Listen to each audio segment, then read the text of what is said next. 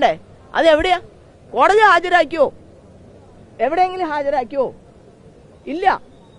ഇതെല്ലാം അറിയാവുന്ന ആള് നമ്മൾ തന്നെയാണ്. ഇന്ന് വൈകുന്നേരം വരെ 12-ാം തീയതി വൈകുന്നേരം വരെ എനിക്ക് റെസ്ട്രിക്ഷൻസ് ഉണ്ടെന്ന് നിങ്ങൾ മനസ്സിലാക്കണം. 12-ാം തീയതിക്ക് ശേഷം ഞാൻ വെറും അഡ്വക്കേറ്റ് ടി ബി മിനി. കണ്ടില്ലേ, ഇന്ന് 12-ാം തീയതിക്ക് ശേഷം ഞാൻ വെറും ടി ബി മിനിയാണ്. ദിലീപ് കുറ്റക്കാരനാണെന്ന് 100% എനിക്ക് ഉറപ്പാണ്. നാളെ മുതൽ ഞാൻ അതിജീവിതയുടെ വക്കീലല്ല, എല്ലാം തുറന്നു പറയും എന്ന് പറഞ്ഞുകൊണ്ടാണ് ടി ബി മിനി പറയുന്നത്. അതായത് കേസ് തോറ്റു എന്ന് ആരോ പറഞ്ഞതിൻ്റെ വലിയ വിഷമം പുള്ളിക്കാരി അലട്ടുന്നുണ്ട്. അതുകൊണ്ട് തന്നെയാണ് ഞാൻ ഒരിടത്തും കേസ് നടത്തി തോറ്റിട്ടില്ല.